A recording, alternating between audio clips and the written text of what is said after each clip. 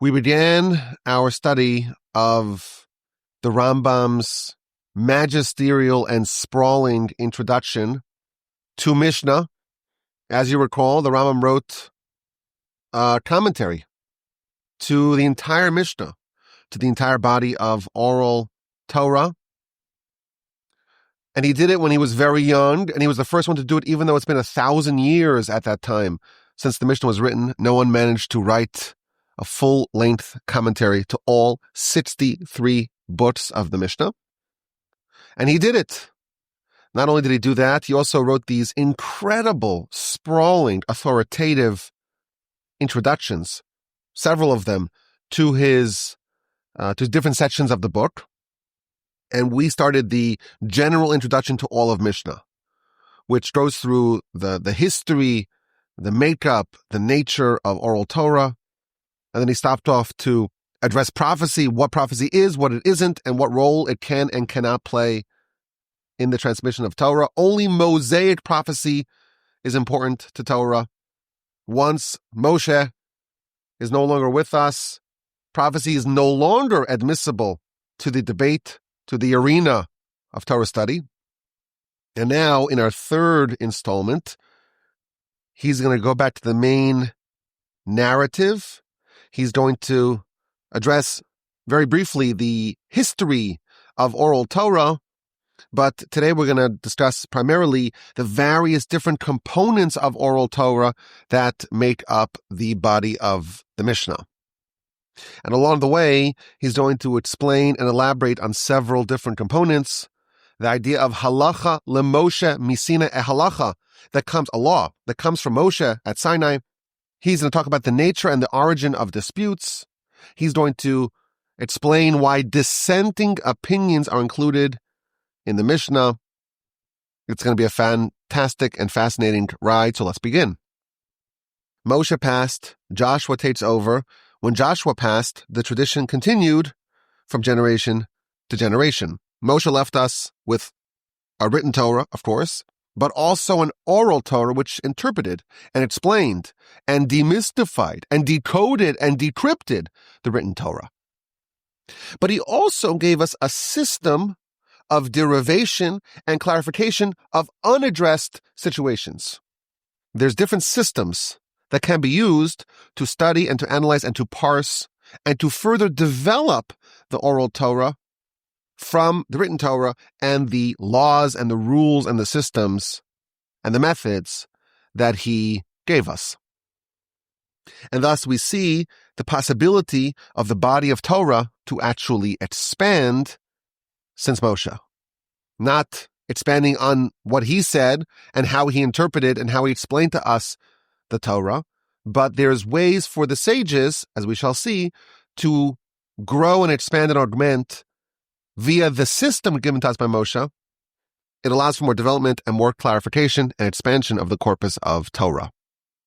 So Joshua taught the elders, and the accepted interpretation of the written Torah, the accepted oral Torah that he got from Moshe. But then there's this other system. In addition, there is the development of oral Torah via the 13 methods of derivation. And one of the themes in today's study is that what we got from Moshe and that tradition, that's not where dispute and disagreement lies. That's unanimous. And he's going to go through some examples of that. But what Moshe explained, one of the examples he's going to bring, on Sukkot, you shape the lulav and the esrog. It doesn't say lulav or esrog. It says other things. The esrog, the citron fruit, is a beautiful fruit. It's a beautiful fruit from the tree. Well, what's that? There's lots of beautiful fruits from the tree. Well, it's an esrog. How do we know that? Because Moshe told us. And that was never questioned, never disputed. We're tefillin. We're totafos. Everyone knows what that is. How do we know? It's from Moshe. The area where there is no unanimity, or at least there's a risk for dispute and dissent, that's in all the other laws and developments done post-Moshe. That's where there is the possibility for dispute. And again, when there is a dispute, there's another system that allows us to settle the dispute via the majority. We have a system, there's the high court, and whenever there's a question, whenever there's a dispute, and again, that's not going to be in the tradition from Moshe, but in the new laws developed post-Moshe, that question, those disputes are resolved via the system of majority. Now, after Joshua came the elders, after the elders came the prophets. The Rambam is effectively following the sequencing of the beginning of Pirkei Avos, where it talks about the history of the different generations, all the way from Moshe until the times of the Mishnah. So you have Joshua to the prophets, and the prophets are studying from each other, and there's always novelty and innovation and insight. Now again, what he's doing for us, and we'll see more about this, he's telling us that we have what we got from Moshe. And that body of Torah, that precedence, that unquestioned oral Torah, that's taught first, and that's not disputed. But over time, there's new study, and there's new insights, and there's new revelations, and there's new edicts and decrees, as we shall see, that are subject to dispute. And the Rambam very quickly runs through the history of the oral Torah from Moshe, Joshua, the elders, the prophets, and then he arrives at the men of the great assembly. He's not trying to give us a comprehensive history. He's just trying to bridge, so to speak, from Moshe until the Mishnah, from Moshe to Rabbi Judah the Prince. But he stops off to talk about the men of the great assembly. So think about this. First temple is destroyed. The nation goes into exile. They come back, and there's a body, a very important, pivotal, and consequential body of sages known as the men of the great assembly, 120 sages. And amongst them are the latter prophets, the latest prophets, the generation that ended prophecy. Haggai, Zechariah, and Malachi, Daniel, Hananiah, Mishael, and Azariah, and of course Ezra the scribe, Nehemiah, Mordechai, of course, from the Purim story, Zerubbabel. These are some of the figures in that pivotal time in our history. And there was a total of 120 elders of profound ability and scholarship, and they continued the tradition to enact decrees and to institute edicts. And the last of the men of the Great Assembly is the first sage cited in the Mishnah. So this is like the turnover from the era of prophecy to the era of no prophecy, but still a lot of Torah dynamism. And that's where the Mishnah, the beginning of the authors of the Mishnah, which of course is not going to be codified for hundreds of years, but the beginning of the sages of the Mishnah, it's the last one. The bridge character is Shimon HaTzadik, Shimon the righteous. He was actually the high priest as well. He's someone who is part of the men of the Great Assembly, but is also cited in the Mishnah. And then, of course, there's more than 400 years, but we arrive at Rabbi Judah the Prince. It's been a very rapid run through the history of oral Torah from Moshe to Rabbi Judah the Prince. And he talks about Rabbi Judah the Prince because he is the pivotal figure, the architect, who organized the massive effort to write down and to codify the Mishnah. And we learn a little bit about this amazing personality, Rabbi Judah the Prince, also known as Rabbeinu HaKadosh, our holy master. And the Rambam tells us about him. He was singular in his generation. He exhibited within himself all the wonderful and cherished qualities. And that's why he's called our holy master, our holy teacher by his contemporaries. And he reached the pinnacle of wisdom and greatness. And he had this combination of political and financial and other forms of greatness together with Torah greatness, all in one.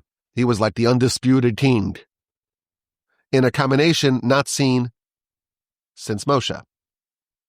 Since the times of Moshe until Rabbi Judah the Prince, there wasn't someone that was such a central character who had all the qualities wrapped in one. There hasn't been anyone in those 1,500 years. He had piety. He had modesty. He had asceticism. He had fear of sin. He possessed astonishingly clear and precise mastery of language, specifically the language, of course, Hebrew, the holy language. And the Rambam cites some stories when the sages did not know the meaning of a various word. They would go to Rabbi Judah the Prince, and they wouldn't even need to speak to him. They could speak to any of the members of his court. And they would listen into the conversations of the servants of Rabbi Judah the Prince, and that's how they would discover the definitions of various words, like the word sirugin. That's a tough word. What does it mean? So it means like intermittent. And the sages, they heard the maidservant of Rabbi Judah the Prince talking to people who entered intermittently. And she said, why are you entering sirugin, sirugin, intermittently? It's not all at once, it's staggered. And that's how they got the definition of that word. Because there was such a masterclass of language in this house that even the maidservants of this wonderful court had absolute mastery. Salseleha, tough word. What does it mean? They went to the maidservant of the prince. They overheard her, and they got the definition. Mastery over language, wealth and wherewithal. The Talmud says that the stableman in the house of Rabbi Judah the Prince was wealthier than the king of Persia. There was just so much wealth there, and that created unique conditions, propitious conditions for this monumental effort, the writing of the Mishnah. The Rabbi Judah the Prince, he used his abilities to sustain men of wisdom, to sustain seekers of wisdom, and he caused an immense proliferation of Torah. And he gathered all of the laws and all of the words of the sages and all of the disputes of the sages. He organized all of Oral Torah, both the interpretations that Moshe gave us and all the developments and advancements since that time. And he himself was a link in the tradition. The Rambam, not here, but elsewhere, goes through generation by generation, teacher to student, all the way from Moshe to Rabbi Judah the Prince, but then further to the writing of the Talmud. We have an unbroken chain of teacher to student, generation to generation, that links Rav Ashi, the author, the principal author of the Talmud, all the way back 40 generations to Moshe. These are not the only people that studied, of course, but these are the leaders of the generations who are responsible to ensure that their generation has an accurate and precise understanding of Torah, and they could preserve it and maintain it, even develop it further, and pass it on to that generation. There's 40 leaders of generations from Moshe to Rav Ashi, and the leader of his generation in his time was Rabbi Judah the Prince. And the Rambam gives us a little bit of that chain, not the full 40 sages, but a little bit. His father was his teacher and was the previous president and prince of the Jewish people. His name was Shimon. And Shimon got from his father, who was Gamliel. And he got from his father, who was also Shimon. And he got from Hillel. Hillel, of course, Hillel the elder. And he received from Shmai and Naftalion. And he received from Yehuda ben Tabai and Shimon ben Shetach. And he received from Yeshua ben Prachia and Nitai Ha'arbeli. And they received from Yossi ben Yoezer and Yossi ben Yochanan. And they got from Antigonus. And they got from Shimon the righteous, who got from Ezra, from the leftovers, the remnants of the men of the Glory Assembly, all the way back. Ezra from Baruch, Baruch from Yirmiyah, Jeremiah the prophet, and Jeremiah, of course, from the other prophets, and so on, all the way back to Joshua, all the way back to Moshe. So we have this very important figure, one of the most central figures in all of our history. And he's gathering all the laws, and all the opinions, and all the arguments, and all the analyses. And he begins to organize what will become the Mishnah. And this work, this body of law, will include all the explanation of all of Torah. All the explanations accepted since the times of Moshe, and the ones that were derived and deduced afterwards and were universally accepted? And what about the ones that were derived afterwards and subject to dispute? They too were chronicled and organized in the Mishnah with the actual dispute cited. Now, the Rambam is going to end the piece that we'll see it in a little bit to explain why Rabbi Judah the Prince included disputes. Like if you have a dispute, you have one sage against 100 sages, well, what's the law? The law follows the majority. So just list the law from the 100 sages and ignore and omit the teaching of the one individual. Why is that included? He will explain in just a little bit. Why he chronicled all the disputes in the Mishnah. Now, he wants to give us, before we get into the different components of the Mishnah, what's it made up of? What are the 5 different components of oral Torah that are cited in the Mishnah? He wants to elaborate on something known as Mosaic law, unattributable to written Torah. So when we think of oral Torah, it's connected very much to written Torah. The written Torah says, on the festival of Sukkot, you take a beautiful tree fruit. Well, what's that? We don't know. The written Torah is moot on what the identity of that fruit is. Doesn't say. Well, we have to figure out. How do we figure it out? Well, we have the oral Torah. The oral Torah, all the way since times of Moshe, tells us. But there are laws, and he's going to make a very fine distinction. There are laws that are part of the oral Torah that can be traced back to the written Torah. And then there are laws of the oral Torah that are not traceable back to the written Torah, or at least not in a way that can be deduced and derived. And this is, again, very much the inside baseball in the weeds. But the connection between written Torah and oral Torah, is there a way to actually find and see the exact linkage between the law of the oral Torah and the code, the encrypted written Torah, or not? There's an entire section of laws called Halacha LeMoshe Sinai, a law that is from Moshe at Sinai, meaning it's not in any way deducible, derivable from the written Torah, and that's a separate category of oral Torah. And Rambam is going to explain what the nature of these Halacha LeMoshe Sinai laws from Moshe at Sinai, where does it come from? After all, don't we know that all the laws come from Sinai? He already cited this earlier. All the laws, where did Moshe get the laws from? He got from God. God gave him the laws at Sinai, and then he taught the laws to us. So what's the difference between laws that are deemed Halacha LeMoshe Sinai, laws attributable to Moshe at Sinai, and all the other laws that we know, the principles, general principles, the details, the minutia, was all from Moshe at Sinai. So what is this new classification? So the Rambam says, it's important for me to teach you this secret. There's a secret here. Ooh, you have our attention. There is a secret. What's the secret of the Halacha LeMoshe Sinai? So he explains. Oral Torah that we accepted from Moshe. And there's no dispute, meaning no one ever says, and he'll explain this, that the beautiful fruit of a tree that we take on the festival of Sukkot is anything but a citron. No one ever says that. Why not? Why can it be other things? There's no dispute because that is the explanation that Moshe gave us.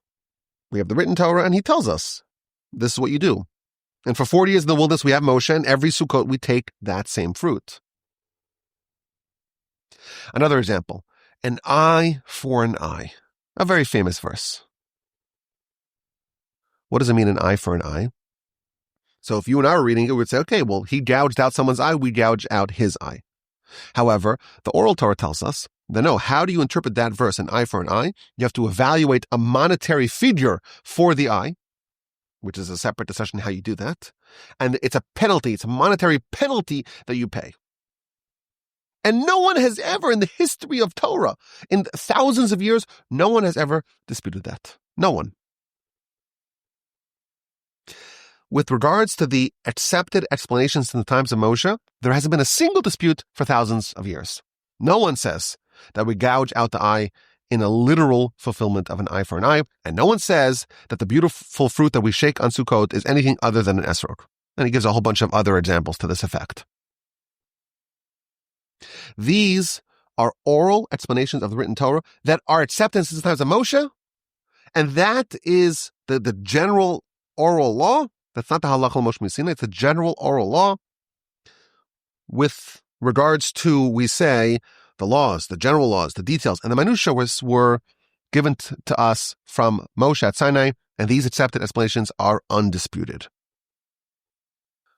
That said, and this is the secret, even though they are the accepted explanation, the oral Torah that Moshe gave us, the accepted explanation of the oral Torah of the written Torah. Nevertheless, they are derivable from the Torah itself. There are ways to figure out from the Torah itself that when it says a beautiful fruit of the tree, it means a citron and a citron only. There's arguments, there's comparisons, there's proofs, there's allusions in the text. All sorts of different ways to derive the oral Torah reality from the written Torah. Okay, so let's explain. What is a beautiful fruit of the tree? It's an esrog. Well, how do we know? Moshe told us. That's true. Yet in some way, it is still derivable from the written Torah. And the Talmud, indeed, tells us all sorts of ways that you could arrive at that reality. The Talmud says, I will prove to you that a pre-eitz hadar, a fruit of a tree that's beautiful, is actually an esrog. And the Talmud lists a bunch of proofs that are very convincing. Now, this may raise a problem. When you read the Talmud, and the Talmud says, well, how do we know that a pre-eitz hadar, that a fruit of a beautiful tree, means an esrog, and it gives a proof, so you may come to the mistaken notion that there was some sort of question about it. You may say, well, the sages sat down and said, well, how do we figure out what the Torah means when it says pre-eitz hadar, a beautiful fruit of the tree? We have this proof, that proof, and so on. Talmud says that the esrog, the tree itself, has the taste of the fruit. So it's a beautiful fruit tree. It's the fruit and the tree are similar. That's one way to prove it, so to speak. Or the word hadar, which means beautiful. Pre-eitz hadar, it's beautiful.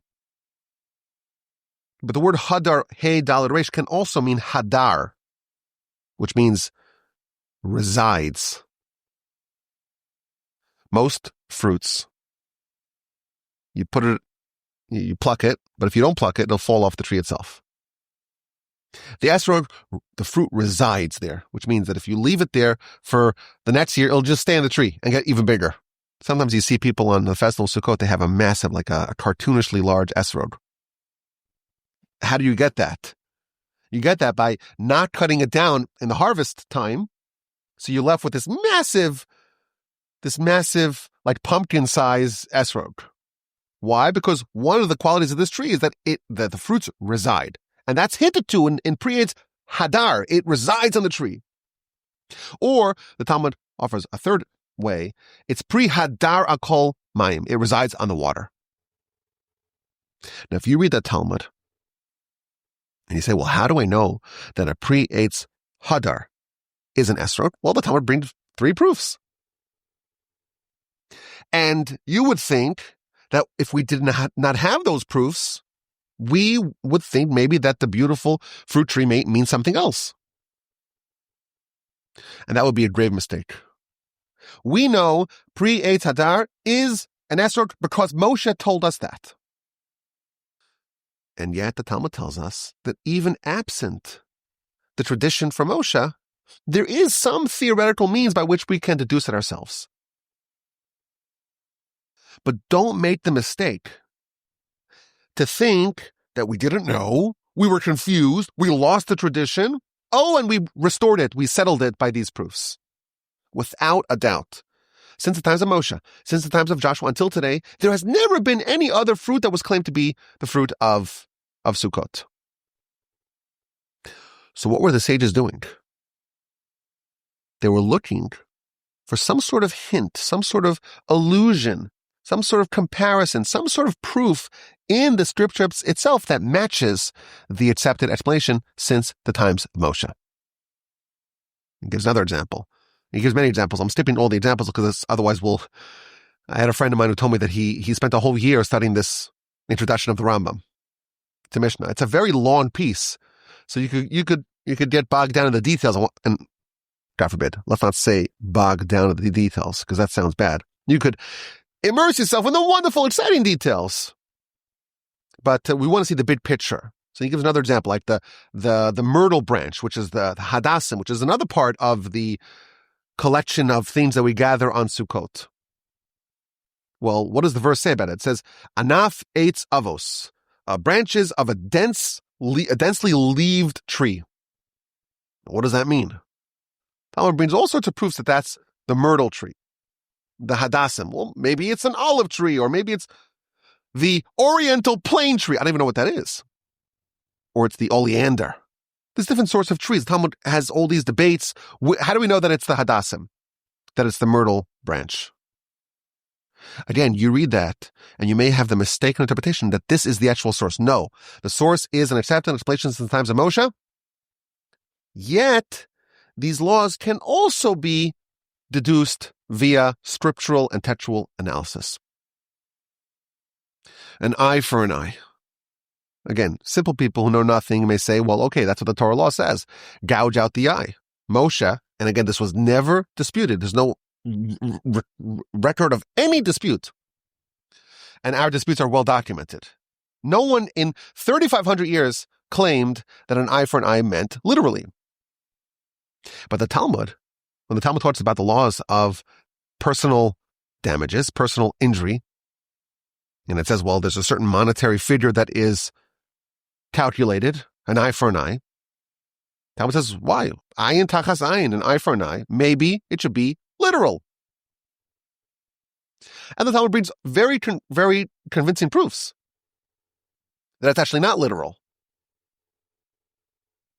Talmud says, Yachal simas, and you may think that if you blind someone's eye, your eye gets blinded. Or, God forbid, you cut off someone's hand, a hand for a hand. You break his leg, a leg for a leg. Says the Talmud, I can prove to you that's not true. Make adam umake behema. The verse puts next to each other the striking of a person, God forbid, and the striking of an animal. Those two are juxtaposed scripturally. And the reason why they're juxtaposed, which is one of the methods of derivation, we talked about the 13 methods of derivation. When there's a juxtaposition of two different laws, they reveal laws of each other. So if the verse says, right next to each other, the striking of a person, the striking of an animal, it must be that the laws of striking a person are similar to the laws of striking an animal. And no one claims that if you strike an animal in the eye, that your eye gets gouged out. That's certainly a monetary penalty. Similarly, the law that's juxtaposed to it, the striking of a human, that too, we can deduce, says the Talmud, it's a monetary penalty. One proof. A second proof. The verse tells us in Numbers 35:31 that if, God forbid, someone is a murderer, do not take a monetary penalty. This person is guilty of a capital crime. A murder is a capital crime in the Torah. The verse says, don't take a monetary penalty for someone who kills. Now, another system, another method of derivation is that from what is said definitively as yes, you can deduce other things which are not. And what's not, you can deduce the other things are yes. So if the Torah tells us that when it comes to murder, you cannot take a monetary penalty, you can deduce from that things that are not murder, i.e. injury, there can be and there should be a monetary penalty. These are two proofs Talmud brings that an eye for an eye is not literal, it's actually monetary. And again, you may think that that's how we know it. No, that's not how we know it. It comes from Moshe at Sinai. Moshe said an eye for an eye means a penalty. But still, there's a way to deduce it and derive it from the text of the scripture itself. Moshe indeed gave us the explanation. He defined for us what an eye for an eye means. What are the various species that we take on the festival of Sukkot? Nevertheless, they are deducible, deductible, derivable from the many methods of derivation that are part of the body of Torah that we receive from Moshe. This is not the category known as halacha leMoshe miSinai, laws from Moshe at Sinai. The esrog, the hadassim, the eye for eye, these are not part of that category of laws. There are other laws that have no hints in the scripture, are not connected to the scripture. There's no way to deduce them from the scripture. Only those laws are included in the category known as halacha leMoshe miSinai, a law that's from Moshe Sinai, and thus meaning it's not deducible if we didn't get them from Moshe. Now, again, it's a very fine point. Lots of fine points here. Lots of fine points. What are some of these laws that are deducible, that are not deducible from Scripture, and are laws that we got from Moshe at Sinai that cannot be derived from the written Torah? So one of them is known as shi'urin, which means measurements. How much do you have to eat to make a blessing? How much of different items, like egg volume, olive volume, so on. How much dough do you have to make challah? What are the different measurements? These are one, maybe the most famous, of the category of laws that are halacha leMoshe miSinai. And the Rambam, again, brings a very fine point. This is very much inside baseball here. He says, well, if it's entirely oral, how come the Talmud actually does find some hint to it in a verse? The Talmud says, the book of Brachos, it takes a verse and gives all sorts of proofs or allusions or hints that the verse is teaching us all these different categories of measurements. So is measurements something which is not deducible from Scripture? It's entirely oral, but it seems like we do deduce it from Scripture. The Rambam again clarifies, very sharp. This is all very sharp. The laws classified as halacha leMoshe miSinai, as laws that are given to us from Moshe at Sinai, are entirely oral. And there's no way to deduce it from the verse, from Scripture. It's not hinted to in the written Torah. Nevertheless, the Talmud finds verses that serve as mnemonics, as just the faintest of allusions in order to help facilitate the memory and the publicity and the proliferation of these laws. The purpose of these verses are not to teach those laws. The verse is known, the connection between the verse and the law is known as an asmachta, which means it's a very tenuous association. Even the laws that are halacha leMoshe miSinai, the laws that are laws exclusively for Moshe at Sinai, meaning that there's no way to trace it back to the written Torah, you may find a faint, tenuous association that the Talmud says, well, this is related to the laws given to us from Moshe at Sinai, but they're not there to teach, and there really isn't a way to derive it. It's there to serve as almost a mnemonic, a way to remember it. So again, what he's doing for us is telling us that what we got from Moshe, explanation of oral Torah, of written Torah. Some of those can be deduced even absent the oral tradition from Moshe. And there's a separate category of things that cannot be deduced, and they're known as halacha leMoshe miSinai, laws deemed laws from Moshe at Sinai. And he says, I'll tell you some of them. And in classic Rambam way, he's like, these are the laws assembled from all of Torah. And you asked us, a scholar, a sage today, list all the laws that are halacha leMoshe miSinai, they won't be able to do it. He says, I'll tell you most of the laws, and it's probably all of them. And he goes through, it's about 30 laws or so. And I'm not going to include all of them here today, Some are very technical and need lots of background explanations.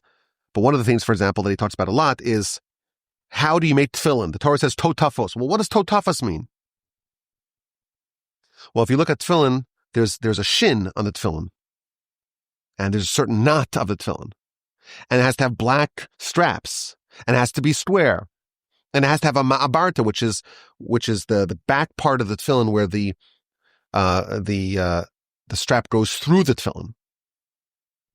And the fact that it's tied up with hair, and it's tied up with veins and sinews, or the laws of how you write a Torah scroll. Torah says write a Torah scroll. How do you write it? The parchment and the ink and so on. All these things are laws, but laws that there's no way to deduce it from Scripture. It's a halacha we got from Moshe at Sinai. And again, he reveals to us that when we have an explanation of a law that can be deduced, that does not mean that is the source of it. That simply means that even though we got it from Moshe at Sinai, and we got the general laws, and the more detailed parts of those laws, and the most minutiae of those laws, we got from Moshe at Sinai, there's still a way to deduce it from Scripture. And with regard to the other class of laws, the halacha l'Moshe Sinai, that is not deducible from Scripture, even though there may be mnemonics and other tenuous associations, asmachtas, that can connect a halacha l'Moshe Sinai law with the written Torah. Okay. The next part of this magnificent essay is where the Rambam tells us, okay, now we can delineate the 5 different components of Oral Torah.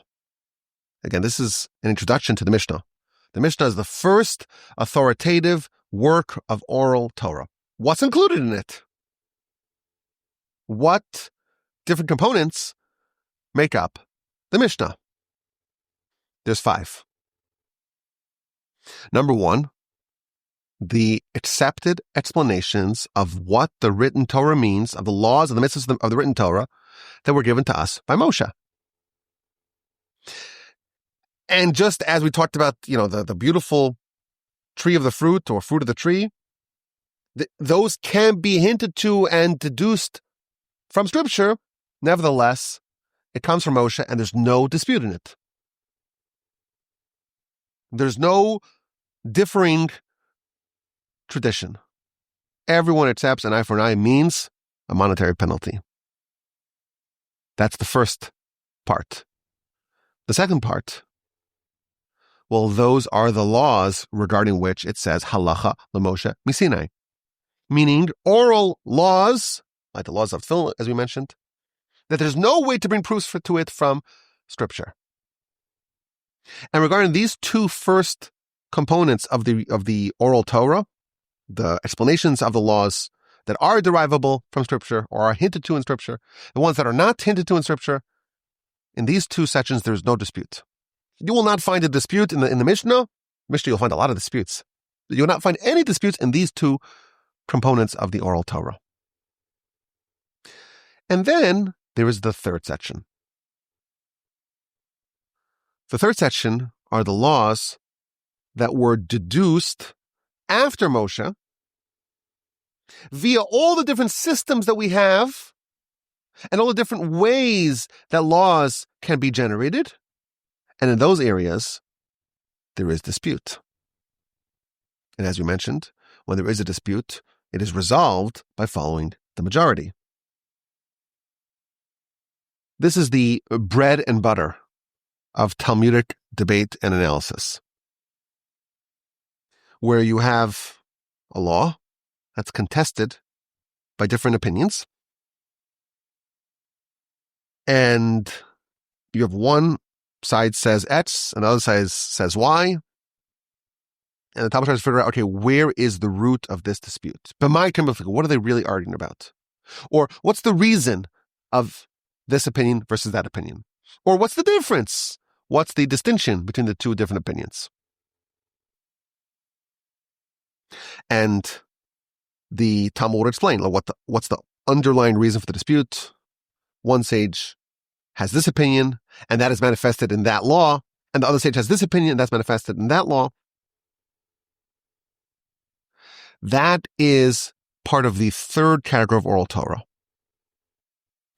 And he wants to stress this point. This is not the result of a break in tradition. Again, a lot of people, especially those who know nothing about Mishnah, never learned Mishnah, never learned Talmud, they say, oh, broken telephone. You hear that all the time. Broken telephone. How could you possibly transmit the Oral Torah for 3,500 years? They know nothing about how Torah actually works. The Rambam challenges someone. Find me any law in the first two categories that come from Moshe that there's any dispute in. There isn't. In this third section, where the laws and the developments in the laws were done by the sages, that is where the possibility of disputes arise. It's a big mistake to think that the disputes cited in the Mishnah and the Talmud are laws that came from Moshe or explanations of concepts in the written Torah that come from Moshe that went awry. Oh, we have an erroneous transmission. Or there was forgetfulness, or there was an incomplete transmission of the tradition. That's a big mistake. And the Rambam does not have a very high opinion of someone who says that. Someone who thinks that the disputes in the Talmud are revealing that there was a mistake in the tradition, or an error or a gap in the tradition, he says, that's a very disgraceful opinion. And someone who has that opinion is someone who does not have intellect. And someone who's missing some very important fundamental principles. And someone who does that, he denigrates the sages, and his position is actually futile and null. And the reason why someone has this position, the reason why someone says, oh, broken telephone, but you forgot the laws since Moshe, is because they have insufficient exploration of the words of the sages in the Talmud. They're ignorant. And they don't recognize the distinction between the first two components of the Oral Torah, meaning what we got from Moshe, the explanations of the written Torah, and the laws of Halacha l'Moshe Sinai, the laws that come from Moshe at Sinai. He doesn't know the difference between those laws and those components of Oral Torah that were transmitted via tradition and what was deduced via study. And that's the reason why they come to that disgraceful opinion. Ignorance and insufficient study.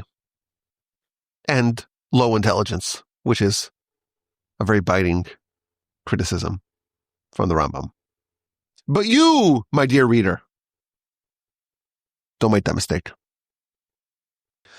The mistakes or the disputes that are found in the Mishnah and in the Talmud are not rooted in forgetfulness of the tradition or breaks in the tradition. The new disputes are always on the fine details of a law. And again, this is something which is very important for people who are maybe newcomers or don't really have the robust background in traditional Torah learning. It's very important for them to hear this. Yes, there's a lot of dispute. You open the Talmud, dispute on every page. It's never a dispute on any of the laws or even any of the definitions of those laws, meaning the first category of the Oral Torah, which is the explanations of the Torah given to us from Moshe. It's always on a branch of a branch of a branch, a clause of a clause of a clause of one of those laws. And he gives an example. When you make a grace after meal, what we say in Yiddish, you bench. You give a blessing to God after you have a bread meal. So there's two parts that you need to do. You have to wash your hands, and you have to clear off the large pieces of bread from the table. That's a law.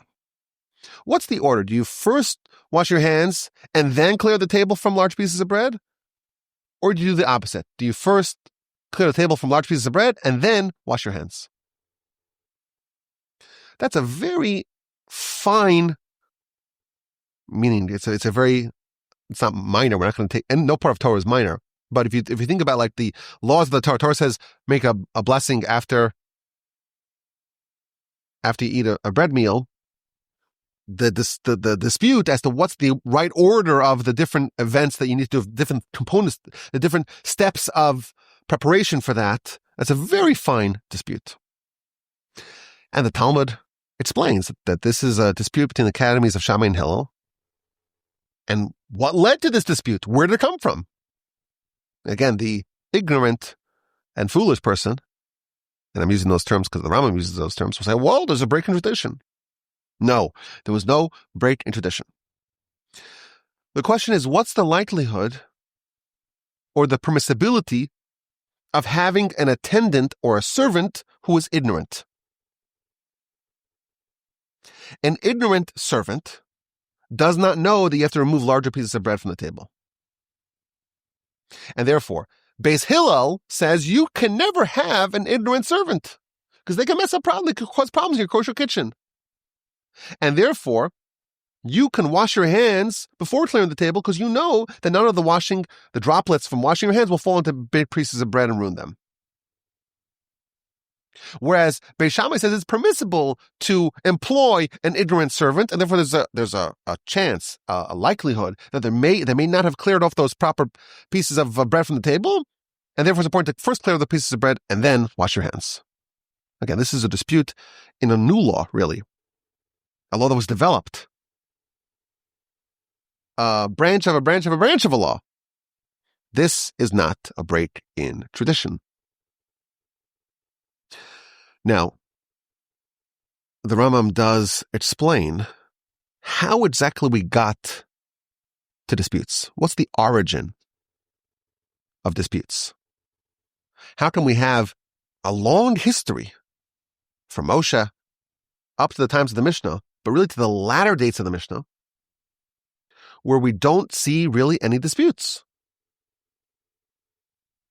And then at a certain point, we start seeing lots of disputes. And again, the disputes are in most minor laws. Minor meaning relative to the central laws in the Torah.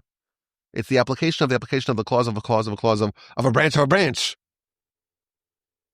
But where does that come from? So he cites the Talmud, and a Talmud that can be very easily misunderstood. With the students of the academies of Shammai and the academy of Hillel. The Shammai and Hillel, the two great leaders of the people, they each founded an academy. And when the students didn't study enough, they didn't properly study under the tutelage of their teachers, that's when disputes proliferated. That's when machlokas, disputes, proliferated. Again, he stresses, don't make the mistake to think that these disputes are in the accepted traditions since Moshe. No, these disputes are all in new laws, which is the further development of the Torah based upon the requirement and mandate and systems given to us from Moshe. If you have two people who are equal in their intelligence and equal in their depth of study and equal in their knowledge of all the foundational principles of Torah, and they all give it their all, then they will align almost entirely in their conclusions. And if there will be a dispute, it will be very minor. So you look at Shammai and Hillel themselves, not the academies that they founded. Shammai and Hillel themselves, they rarely disagreed. Why did they disagree so infrequently? The paucity of disputes between Shammai and Hillel is because their minds were aligned in the analysis, in the study, in the reasoning, in the understanding. But to some level, the diligence of their students was weakened. And their analysis was not on the same level. It regressed. And we know, the Rambam doesn't mention it, but we know that there were also external factors. There was a lot of harsh persecution of the sages by the Romans, which made it harder to have the study needed, the time, the ability to have that diligence that's required. And as a result of that, the disputes in many areas proliferated, again, not disputes in the tradition from Moshe, rather disputes regarding new laws that were developed via analysis and study. And the Rambam says it's hard to blame them. We may think it's hard to blame them. We may think, they didn't study sufficiently and they're guilty of neglect. The Rambam says, listen, you can't expect all sages to dispute on the same level, with the same intensity, with the same diligence as Joshua and Pinchas did. And the Torah itself does not expect us to be as great as the earlier generations. The Torah, in fact, tells us that we have to go to the judge in our generation, but they're not as great as Joshua or Samuel the prophet or Elijah the prophet or Rabbi Akiva or Rabbi Meir or Rabbi Yosef Karo and so on. We have to go to the judge who lives in our days, even if he pales in comparison to those that existed thousands of years ago. And that is the arena of disputes. That is the arena of disputes. And that is where the mistakes or the disagreements arose. Now, it's important to note that of the 5 components of the Oral Torah that are included in the Mishnah, the first 2 are the accepted explanations from Moshe and the laws that were given as halacha l'Moshe Misin. They're both from Moshe. The next 3 are the laws of Oral Torah that came subsequently. So we had number 3, which is the new laws that were developed where we find disputes. What's the other 2? The other 2 components of the Oral Torah. So 4 and 5 are going to be rabbinic laws and rabbinic customs and rabbinic edicts and decrees. Number 4 is what he calls gezeros, preventative edicts to protect a Torah law. The Torah itself tells us, you should make a fence around my fence. You should make a guard, a protection to my laws. And in this area, you may find disputes as well. You have a sage that finds it appropriate to make a certain fence around the Torah, to prohibit a certain activity that would otherwise be permitted, because that activity may lead to a violation of a Torah law, and another sage will not have that same conclusion. So the classic example, that's what the Rambam brings, milk and meat. The Torah says don't eat milk and meat. Well, what does that mean? It means if you have milk and meat that cooked together, cannot eat it. There's all sorts of rabbinic edicts that come on top of that to prevent that. So the example that he brings is not milk and meat, but milk and poultry. I've seen a chicken burger. That's very offensive to some people. But it's hard to tell the difference. So someone has a chicken burger with a nice slab of cheese on it. Someone who's seen that may say, oh, okay, I see this great rabbi, nice long beard, very sagacious, and he's eating milk and meat, must be permitted. To avoid that confusion, some sages enacted a new decree, a new edict, a new part of Oral Torah, which is a decree against poultry and milk. And this was designed to protect a fence around the actual Torah law. Now, at the time, there were sages who did not accept it. It was a dispute.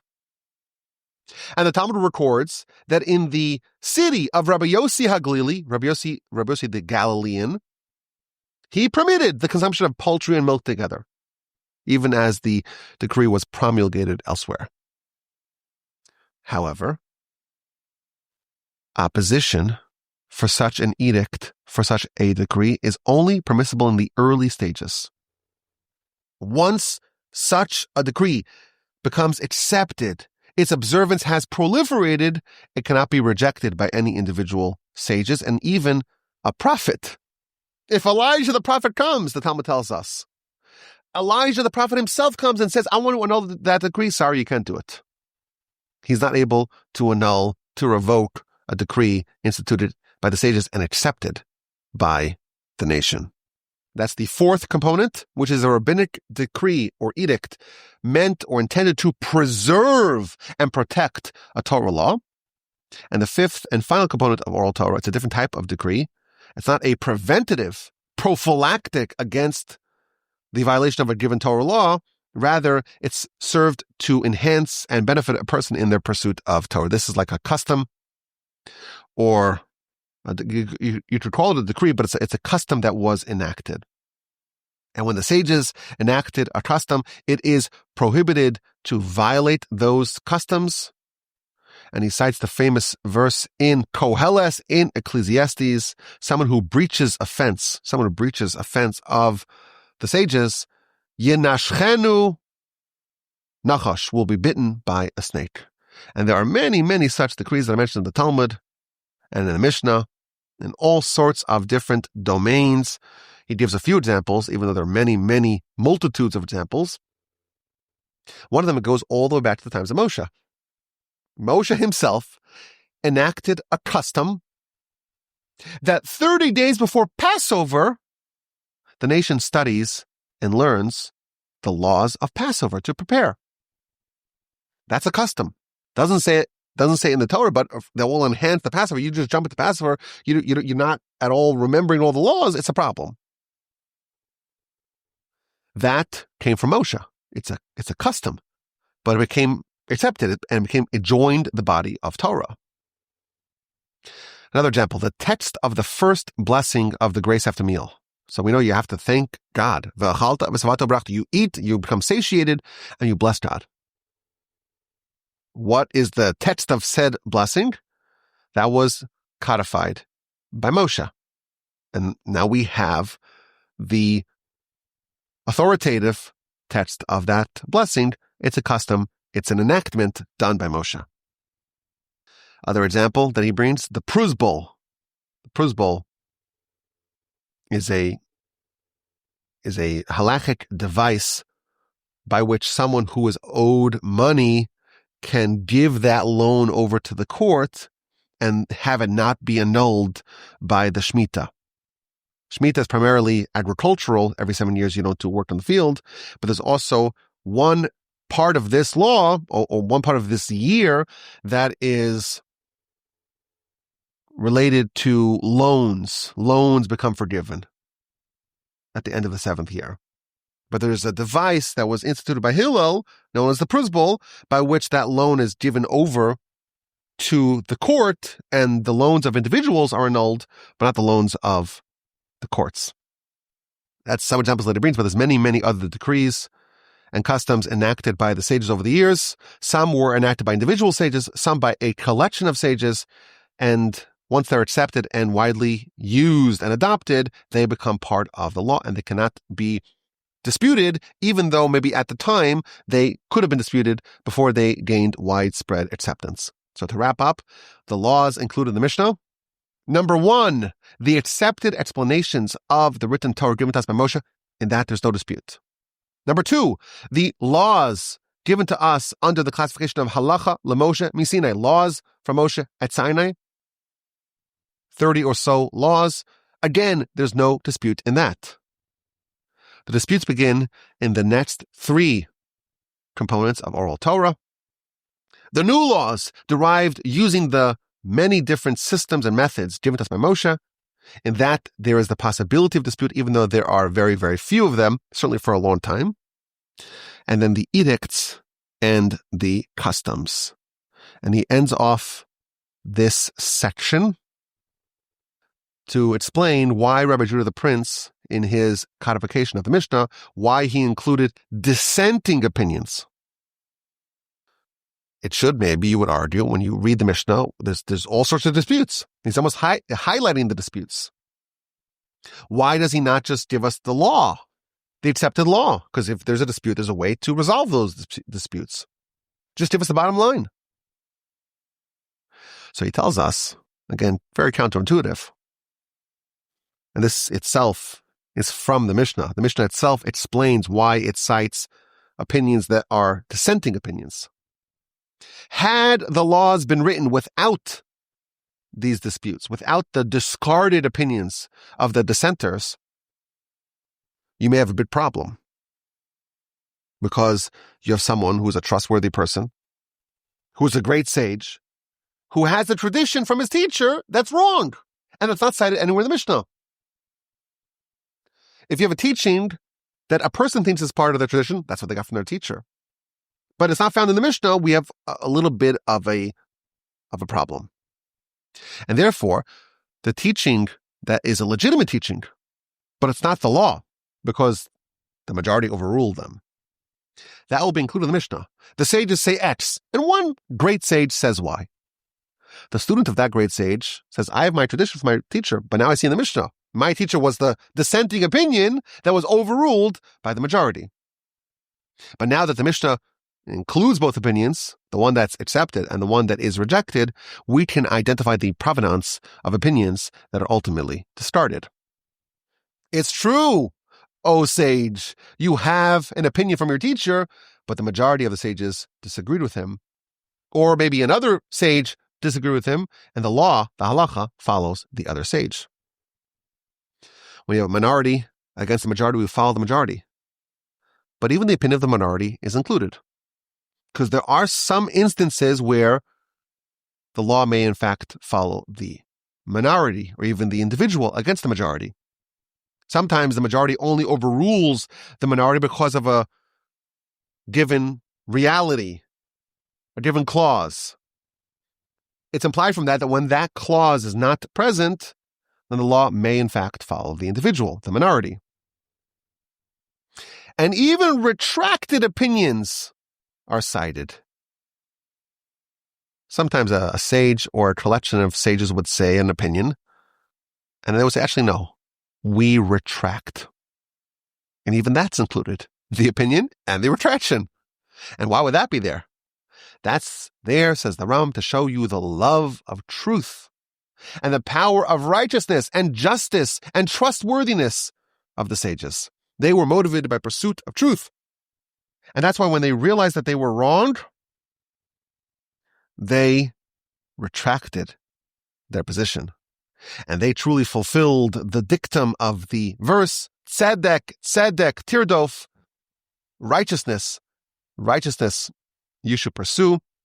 They fulfilled this teaching and they admitted the truth when they encountered it, even though a clever person can always find a way to cling to their position and defend it, even once they know themselves they're wrong, because it's hard to admit they made a mistake, but that was not the way of the sages. Thus concludes this section of the Rambam's very magisterial introduction to Mishnah. He taught to us about the different components of the Oral Torah and some of the decisions that Rabbi Judah the Prince made in what to include and what not to include. We learned about halacha leMoshe Sinai. What is this class of law? We understood that when the Torah and the Oral Torah and the Talmud, when it explains the origin or the rationale of a given Oral Torah law, that does not necessarily mean that is the source of it. The source could be from Moshe. Nevertheless, there are ways to deduce it even absent the tradition. We learned about the origin and the nature and the scope of dispute. There's no dispute in anything that we have from Moshe, not the accepted traditions and not the laws from Moshe at Sinai. Now, the next part of this magnificent essay, it might be the most famous part. That is, okay, now we understand the basic buildup of the Mishnah. He's going to give us an overview of the actual laws of the Mishnah. 63 books divided into 6 different orders. A magnificent stroll, if you will, through the books of Mishnah. And please, I will do that next time with the help of the Almighty. My email address is rabbiwolbe@gmail.com. I look forward to your questions, your comments, and your feedback.